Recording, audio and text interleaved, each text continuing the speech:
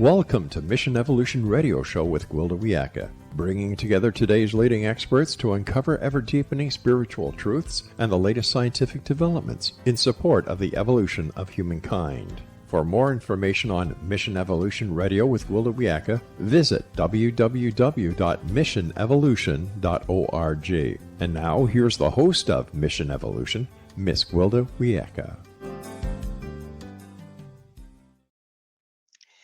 What if, after 24 years in the military service, your deceased grandmother came to you and said, "You're missing your calling. You're a medium. Get to work." Well, it happened to Dean McMURRAY. Stay tuned for Dean's story. Mission Evolution Radio TV show is coming to you around the world on the X Zone Broadcast Network, xzbn.net. With us this hour to share his story is Dean McMURRAY, the military medium. Dean is an internationally acclaimed psychic medium, healer, dowser, and ordained minister. After 24 years of service, he retired from the Army and enlisted in a new service. He devoted his life to developing his psychic abilities in service to others.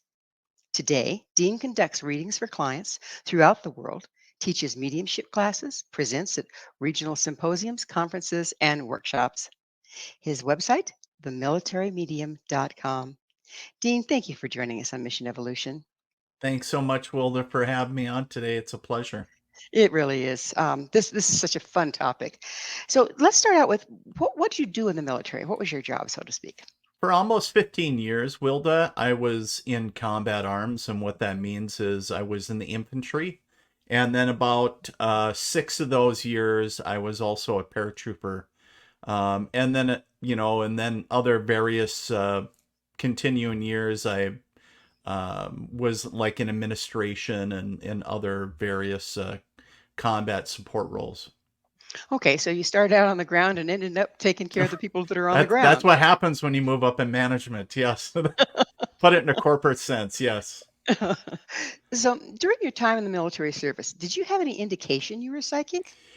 Not that I was aware of. And I even went back into journals too, because, they always say hindsight's 20/20. And I went back, Gwilda, and looked at journals that I kept back in Afghanistan. And this was back in 2003 and everything else. And I had premonitions. I had a lot of things I look at now and knew that it was, a lot of psychic knowing or, claircognizance and different things. But I wasn't aware of it at the time. And I knew that there was something going on, but I didn't know what it was. Did you find that, particularly when you were on the ground, that some of that claircognizance or knowing would dictate your stepping left instead of right sort of thing?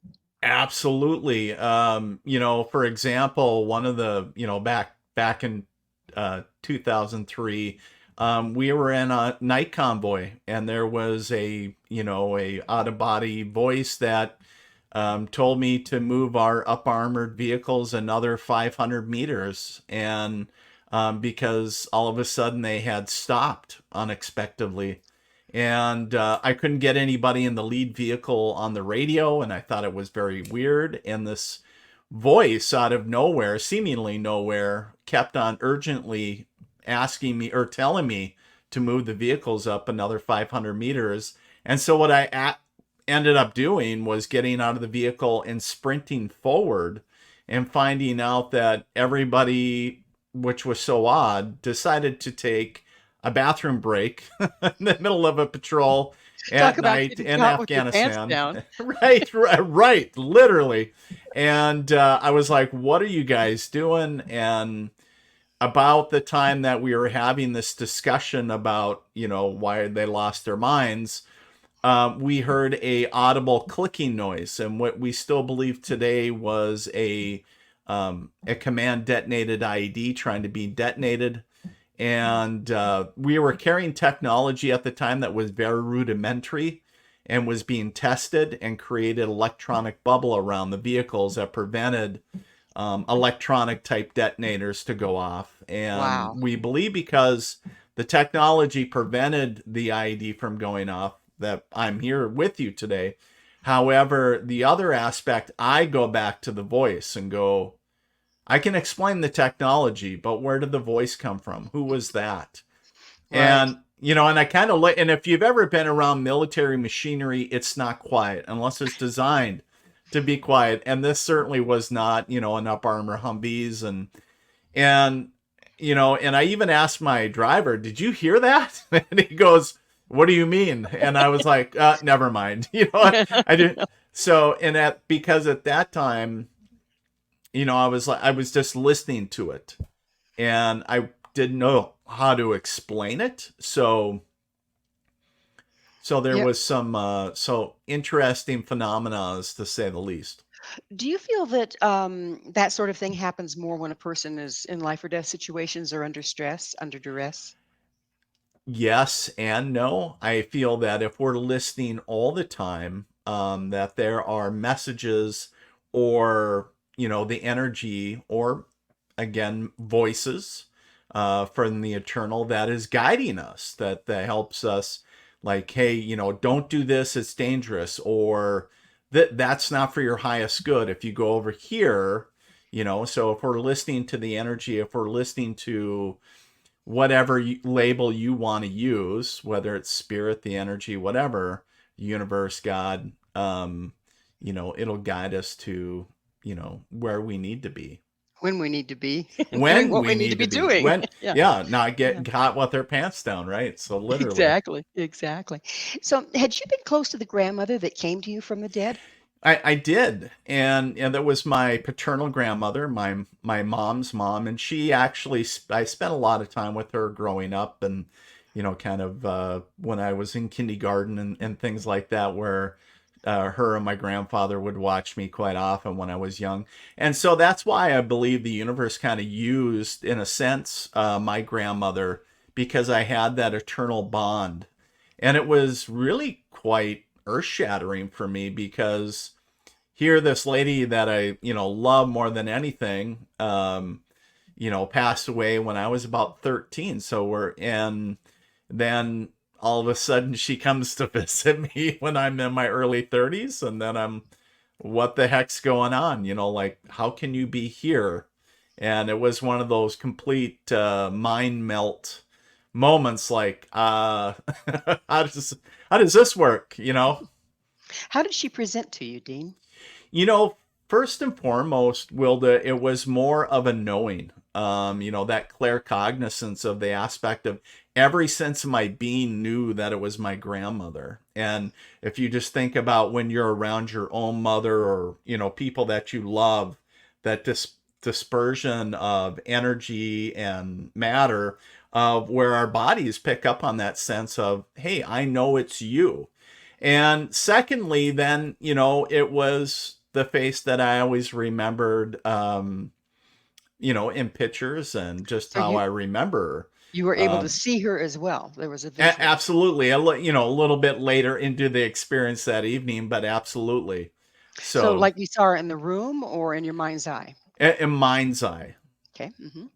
Right. So, yeah. So it was, and it was more comforting, but yet it was off putting because, it's like, okay, yes, it's grandma, but oh, you passed back in the 80s. How are you here now? And trying to wrestle with that. And, and I'm literally talking out loud to myself and saying, how do I know it's grandma?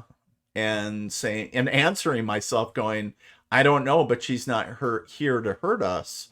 And I'm thinking, oh my goodness, I'm going to be in a padded room somewhere, Exactly. and, so, the thing is that it really took me out of the frying pan into the fire, so to speak. And that I always call that my come to Jesus moment or my spiritual awakening. And, I'm stubborn by nature. I think if you ask my wife, she'd agree with you. But it was something that I needed to be so pivotal because at that point, as you shared in my bio, I ended up retiring at 24 years with the military, and it I don't want to say got in a rut, but in a sense, if you would have asked me 13 years ago now, who am I, my first words would have been, I'm a soldier. And because that's how I identified, and then all the other labels would come as a dad and as a husband and et cetera, et cetera. And I needed something to go, gosh, I don't even know who I am anymore, because, here the soldier part is ending, and, but what about this mediumship thing? And what does that mean? And that's really, Wilda's, where I went on a journey of trying to figure out what being a medium looked like for Dean McMurray. And quite honestly, in the start and the end of the day, I always consider myself a small town kid from northern Minnesota, and has roots, by the way, in Canada. And, I never considered myself extra special. I didn't go looking for mediumship. I didn't see a novelty shirt and buy it off the rack saying, "Hey, I'm a medium." So it was just something that, you kind of, I stepped into it, and very hesitantly embraced it. And I actually tried to ignore it. And good luck with that, right? Right. Oh man, did that ever not work? It got louder. It's like, can you hear me now? Like the commercials. Yeah. And Well, go Dean, ahead. we're about out of time in this segment. Yes. We have to pause for a station identifier. Dean and I will return very shortly, so don't go away. This is Mission Evolution, www.missionevolution.org. How can you tell if you're a psychic medium or just hearing voices? With us this hour discussing mediumship is Dean McMURRAY. His website, themilitarymedium.com. Dean, we were talking about, your experience of recognizing that you had access to information from elsewhere. Is there any other gifted people in your family that you know of, any people that are mediums? Yeah, for sure. It's really interesting when I kind of came out the quote unquote metaphysical closet, to my immediate family, or, to my family. I found out that my sister is very much clairaudient. My mother is extremely intuitive. And my other sister is extremely intuitive as well. And now I don't know about my brother. Haven't figured that one out, but so the jury's still out. But I wouldn't underestimate that. Maybe he's just keeping a low key and not divulging that he is, which is fine. And the other thing which is interesting is my dad, before he passed, actually was talking with one of my aunts in Canada, up in Calgary, and he had been mentioning that that I was a medium at the time, and everything, and she said, "Oh, don't you remember Aunt so and so?" And this is back many years back, in probably in the Cardston area and of Alberta and everything. And it was kind of interesting, as I understand it, that she used to do like tea leaf readings and different. You think of them, I guess they'd be summarized more as parlor readings, maybe, as a older term. So I thought was very interesting, because I was like, when you make it okay to be a certain way, and other people kind of open up about, "Oh, don't you remember so and so? They used to do readings." And it's like, what? Where is this? What planet am I on? Because Yeah. it's like all of a sudden, and I think, and I'm sure you found this too, Wilda, in your travels, is that so many people are afraid to come out and express or share that they have gifts, because and it still happens today, that there are people that get institutionalized Exactly. or get put on medications or different things, because they believe that. And I'm certainly not a doctor or a psychologist, but because they believe they're having a psychosis episode or Right. And something, or it's that fear. that leads us to the next question: is how long did it take you to decide that you were actually talking to someone on the other side rather than hearing voices? Right. Well, every day sometimes it's a struggle. Am I going crazy, or do I actually have a gift? Right. Um, I think it was pretty quick because in the beginning, obviously, when my grandmother showed up, it seemed like it all happened so quickly. And in all in the middle of all this journey, I'll call it, there was a local psychic that was kind of in the middle of it. And she was the only one that I knew that did all things spiritual. And so I was jokingly referring to her at the time as the voodoo chick. And because that was my language back then. If I didn't understand it, I would make fun of it. So, before I kind of embraced mediumship, I was like, I reached out to her and I said, we need to figure out what the bleep bleep is going on with this. And she said, Dean, you're a medium. And I said, you are full of you know what. And she said, you're probably right, but that doesn't make you any less a medium. And she said, let's try something. And when I first realized that there was something more to this, I don't think I was really a believer. I'm very much still a skeptic. And I think a bit of that is healthy. And so she actually wrote down some names on a piece of paper. And she said, I don't want you to feel any pressure, but she said, I want you to focus on my paper and just tell me what you get. And it was, if you think of a dark, dark room and a bunch of floating heads, we'll call them, just kind of came into view. And then all of a sudden, one was of an older lady. And I described the age. I described exactly what she looked like and what I understand her to look like. And then exactly what she showed me. And it was, I still remember it, that she was showing me this, it looked like a big stainless steel bathtub with absolutely gorgeous welds. And I'm not even a welder, but I was just in love with this thing.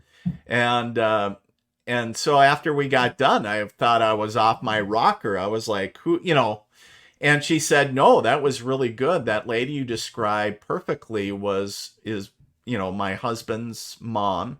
She recently passed, and she said, you don't know this, but she goes, my husband's family every year collects and renders down maple syrup, and they have for years. And she said they just this year purchased a new vat for rendering down. And she said, what you were being shown was one of those vats, and they look like big stainless steel bathtubs where they pour all the maple syrup and they boil it.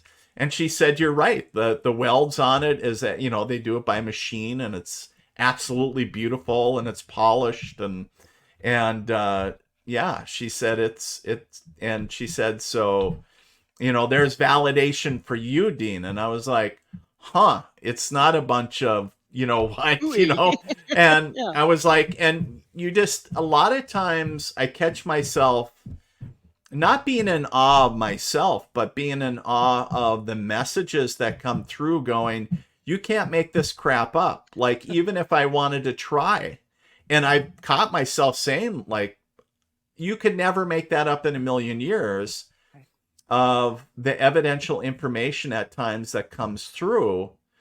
And it's just like, leaves me speechless. I'm like, whoa, that is the coolest thing, and so Dean, so you ascertained, yeah, okay, I guess I have to own this. I'm a psychic medium, right? So, but that's a raw talent, right?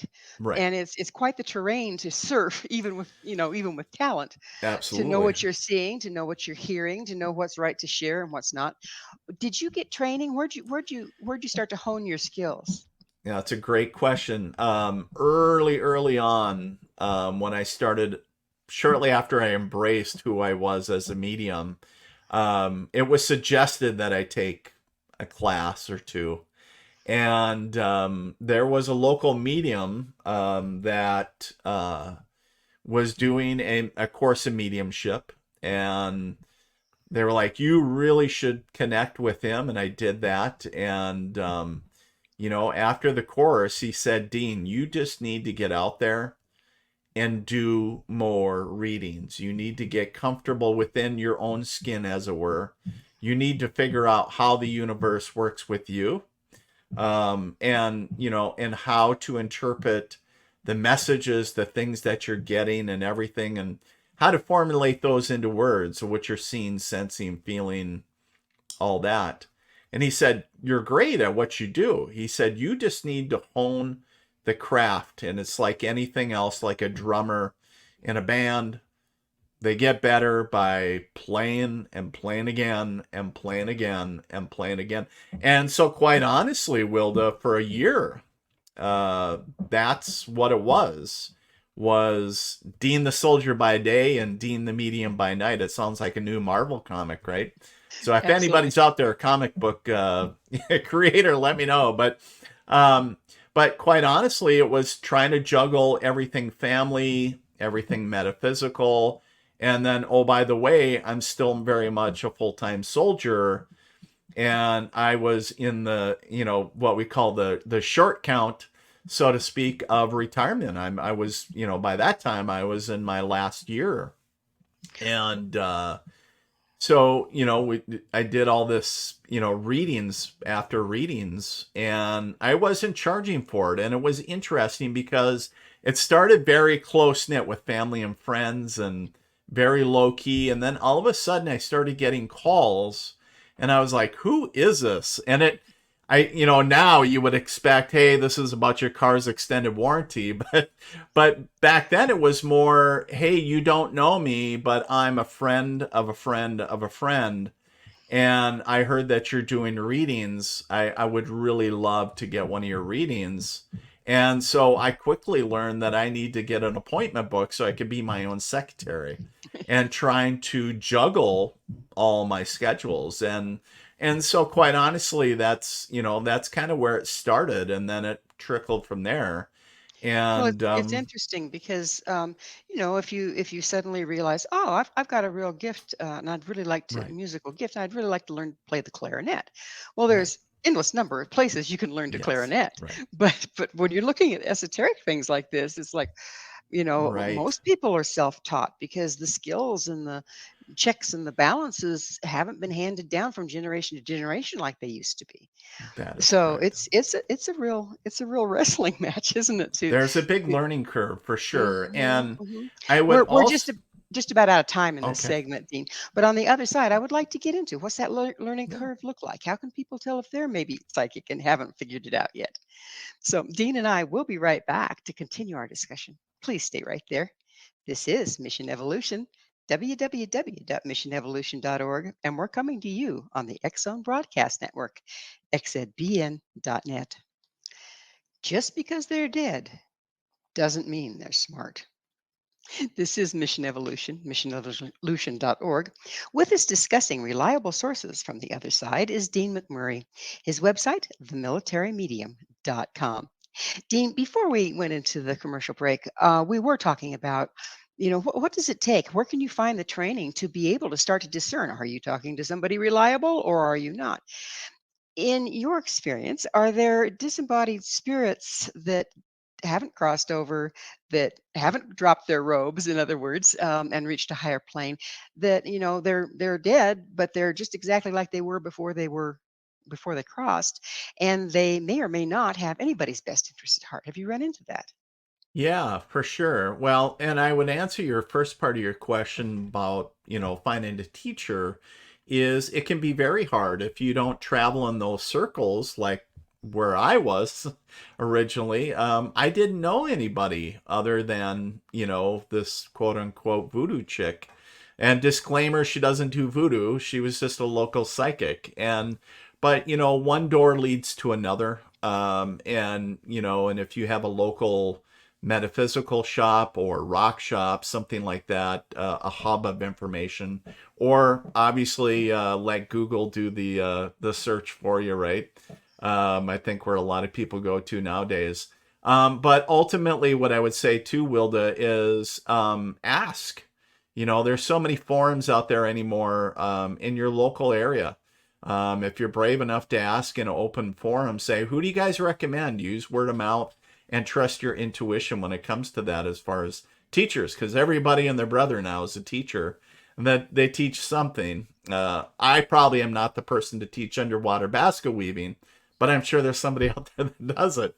But going back to the question about, have I experienced what we would consider earthbound souls, people that have not crossed over, as you put it, haven't dropped their robes yet. I love that analogy. And the aspect of, may not having our best interest at heart. Yes. So, in the aspect of spirits and energy, there is the positive and then there is the negative of all things.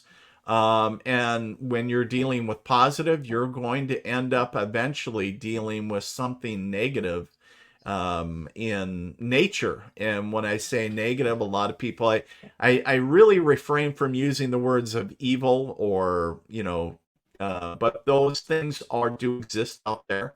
Whatever label you may want to give them, I just give it a general umbrella term of negative energy. But the thing that I would share is, yes, I have, doing dowsings and clearings for clients over the years. And then obviously even just doing readings, sometimes people from all backgrounds deal with a lot of different stuff.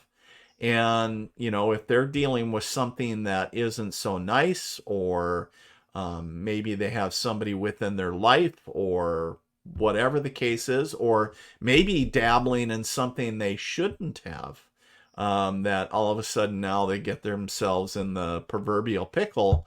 Now it's like, oh, now I have a attachment or possession or whatever the case is yes, I have had experiences with those souls that have not crossed over. Now, I would say is that, in reality, I would say that less than 1% rule comes up in the nasty category. And I would say the 99.9% of most, whether earthbound souls or souls that are, dealing with are, I would call them Joe Schmo souls, right? I don't want to say just so nonchalant, but a lack of better words, it's, where you just the everyday individual that's on the other side that is trying to get from point A to point B. Well, it would make sense that if they're earthbound souls, but they've been people, they'll have the good, the bad. They'll have something that they believe in that isn't necessarily true, et Absolutely. cetera, et cetera. But when you're working with someone that is absolutely coming back from the other side to aid, as in the case probably of your grandmother, how can you tell the difference between somebody that hasn't crossed and somebody that's coming back to help? Right. Well, first and foremost, I would always say is to get very clear on what, the vibration of things. And what I mean by that is typically the way that I denote either living people or deceased individuals or entities is by how they vibrate to me. Negative energy to me feels kind of like, you think of like a syrup, kind of sticky and heavy and slow, like, maybe trying to pour oil out in the middle of February, right? And to me, a divine or somebody with positive intentions is very light and very fluttery in a sense of, and I kind of always envision like a butterfly, if you think of it. So you're kind of kinesthetic. In other words, how Yeah, it kind of feels static, within trying your to how body. it feels. I'm very much the feeler, and that's how I usually, usually feel. And then, but I would also share is, if you're doing this kind of work, number one, you should be protecting yourself. And Oh, do number tell two, us how to do that. so, right, well, we can do a whole show on that. But what I would share is, down and dirty is number one, connect with your spirit guides. And if you connect to archangels, you can do that. I work a lot with archangels as well. And you can ask for divine blessings and protection. You can envision a beautiful bubble around you. Think of psychic self-protection if you want to look that up and how to do that. Prayer, intention. Some people love to have crystals, they do chants, they do a lot of different things. You can also do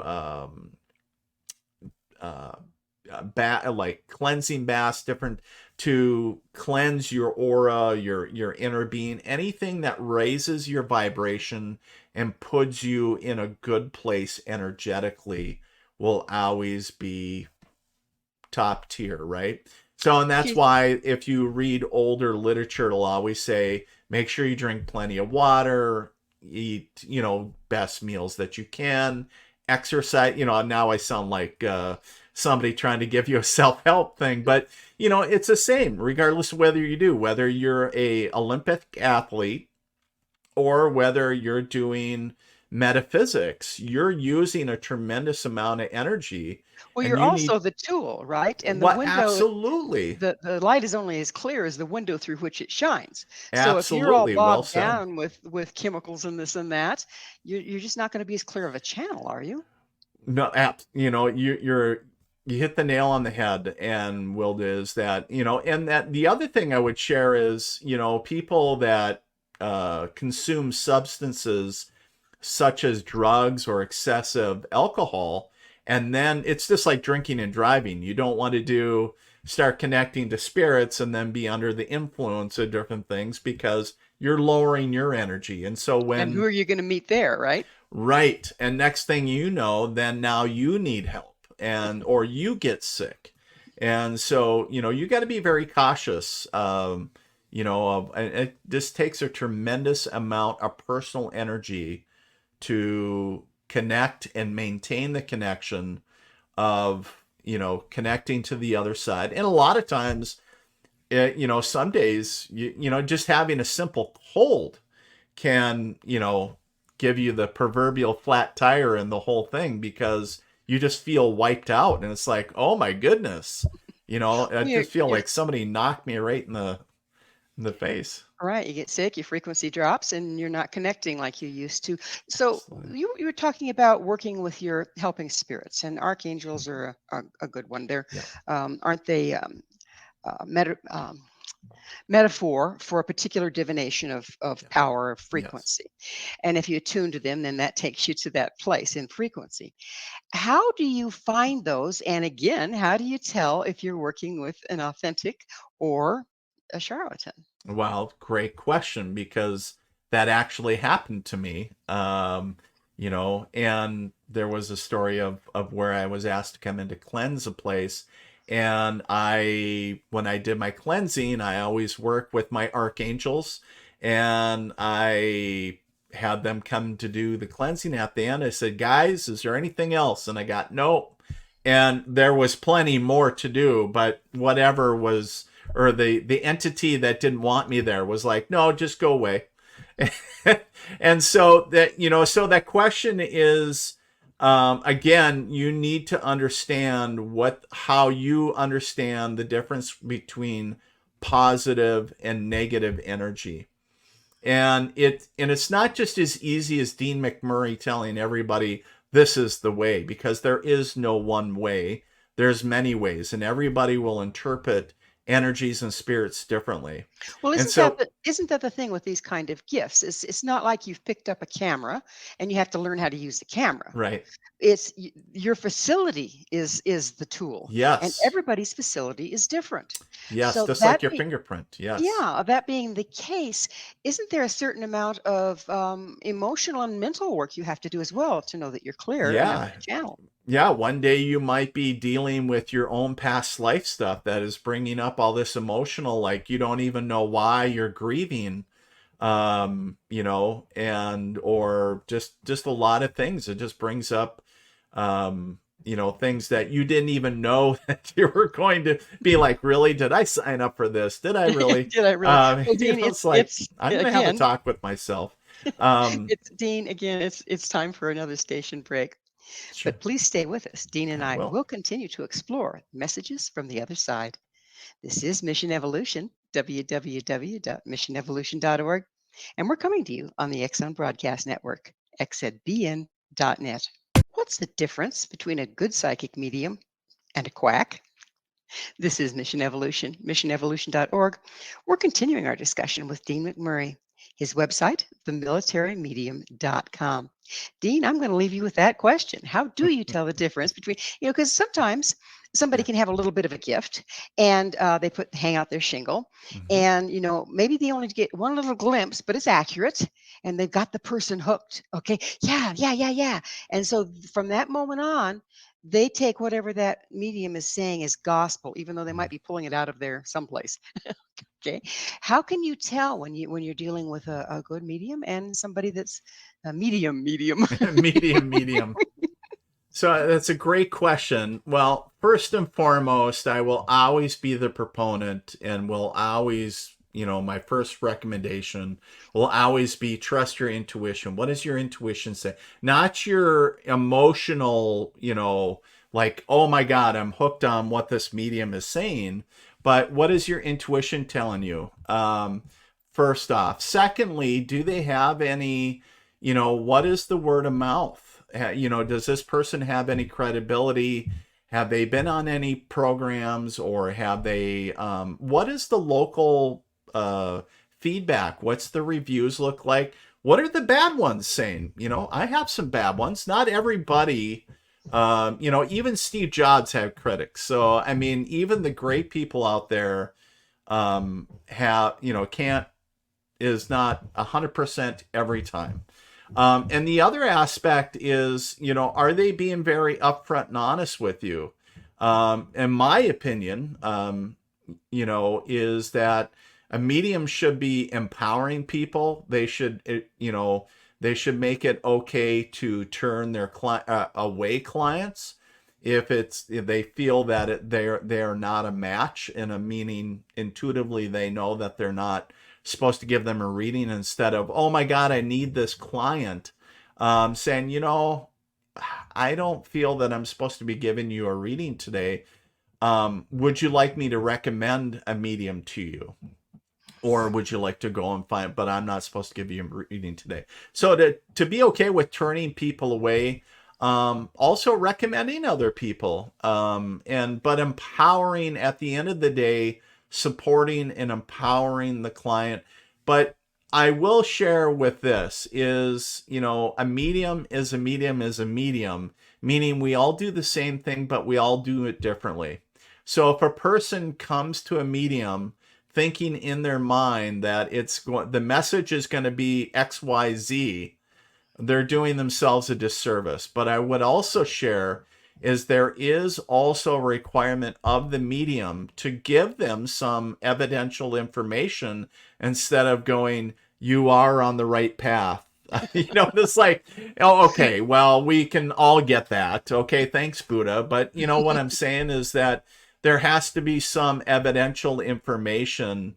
And so where people, connect with, and they can go, yes, that is, and understand that there is the aspect of, and just like when I meet with clients, understand that sometimes they can't validate at that point, but understanding that, hey, I trust also in the process of, they may have to validate later, going, oh my God, grandma did grow corn and, I don't know, play cribbage, or whatever, was shown. So maybe they have to go back and ask mom or dad or their Well, aunt or uncle. well, it seems like in mediumship, just like in psychotherapy or anything else, you're dealing with you're getting in deep to people. You're dealing with their emotions. You're dealing Yes. with their way they think, um, and this information doesn't necessarily line up with the way we're thinking in the moment. Okay. So what we see in ordinary reality, non-ordinary reality is much more expansive and kind of hard to understand. Do you find that a lot of times you're having to interpret? And if so, how can you be sure you're giving the right interpretation?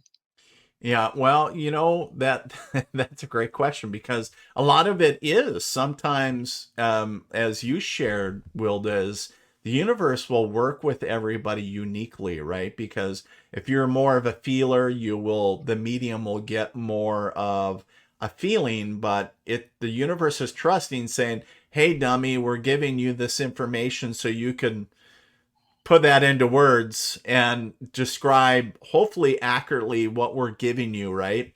You know, the smell of grandma's homemade pie or whatever it is, right? Or the feel of her homemade quilts.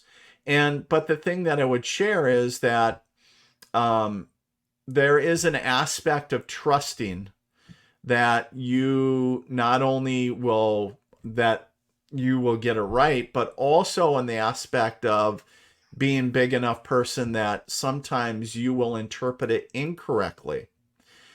I know this sounds counterintuitive, but in a lot of my courses, when I do a course on mediumship, so many mediums stop their development because they're so worried about getting it wrong.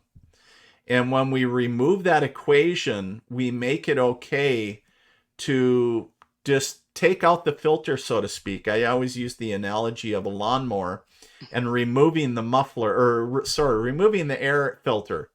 And that also means more information is coming at you because you're not filtering the information. You're not going, oh, did I get that right? Is that because Gwilda, is that because she's wearing those beautiful earrings? Is that because, whatever the case? And so we're up in our brain, not in our intuitive heart, going, this is what I'm seeing, and just giving it, and and through. Not thinking. Right.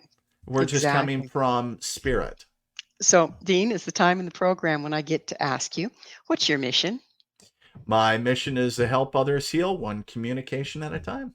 Hey, short, sweet, and very powerful. So let's talk about permission. Again, we're deep into people's business when we're doing something like what you're doing. And sometimes you'll be getting information possibly that from somebody that didn't necessarily come to you. How do you work with that? How do you work with permission? Where do you stand on it? So you mean as far as being in a supermarket or something like that, and then all of a sudden somebody's grandmother, is that the scenario that you're... Well, that's one of them, but the other one could be that you're working for somebody, but then also you're given information about their sister, say for instance. Oh. Okay. So but you don't have the sister's permission because she's not in front of you. She didn't come to see you. I have very strong boundaries, and I think number one, that it's kind of the way that I was raised, but number two, it was also the way that I was raised in understanding metaphysics, because it coincides with my ethics. It's if in the scenario, if I was we'll just say we're giving you a reading, Gwilda, and all of a sudden I get information about, say, your living sister, and say your deceased grandmother, somebody says something about her, I can share that because I'm getting that. But if I get anything, oh my God, because then all of a sudden I've crossed a boundary and I'm starting to read your sister. And so then what I do is, if it's not just a general, hey, make sure to let your sister know, grandma says hi. If it's something beyond that, typically what I will always do is I go back to spirit and go, look, if you want me to connect with her sister, then that's on you. I want you to have a dialogue with her inner self or something, so she can reach out to me or somebody else and to get a reading, because that's a boundary deal. Spirit's just going to start spitting stuff out, but here, on the earth plane, we set those boundaries. And sometimes I have got stuff. Sometimes I've gotten stuff about, as sad as this to report, abuse, stuff about whether it comes to drugs or, there's no limit to what the information I get. And I have to use my ethics, my bedside manner, and you have to juggle it and go, that's a boundary concern. And a lot of times there has been, especially in a public gallery, where I'll be giving somebody a reading and it's almost physically like a drape that gets closed. And I'm like, wait a minute. And it's because it's getting too sensitive for the forum that we're in. It's like, we're not sharing any more information, because They got a lot of stuff going on, and now is not the time to share that in front of everybody. It's hard enough, um, talking about, oh my God, when watching their grandma pass and on hospice or whatever the case was. Right, right. So it's really kind of up to the individual, but spirit also has a hand in it as well. But if you But don't have boundaries, doesn't your intention have a hand in it too? Don't if you just say, absolutely, I only want 100. to see what's in this person's best interest to be told at this Yes. time, and then that pretty much puts up the screens, doesn't it? Yeah. Well, Yeah. I'd use an analogy because I teach this also in my classes, Wilda, is when I was in the Army, when I was in combat arms, we would always talk about what's in people's hands, right? And just like this pen is, I could do a lot of things with the pen. I could harm somebody with the pen, or I could write you a really nice note. And it comes down to intention. Yeah, What is absolutely. your intention? Yeah. Well, Dean, on that note, unfortunately, we could go on for a couple more hours. I'd be Absolutely. perfectly happy, but we are out of time. Thank you so much for coming on the show. Thank you. Thank you for having me on. My Appreciate it. pleasure. Our guest this hour has been Dean McMurray, the military medium. Dean is an internationally acclaimed psychic, medium, healer, dowser, and ordained minister. To find out more about Dean and all he has to offer, visit his website, themilitarymedium.com. This has been Mission Evolution with Gwilda Wiyaka. For more information or to enjoy our past archived episodes, visit www.missionevolution.org. But please be sure to join us right here next time. This mission will continue, bringing information, resources, and support to an evolving world.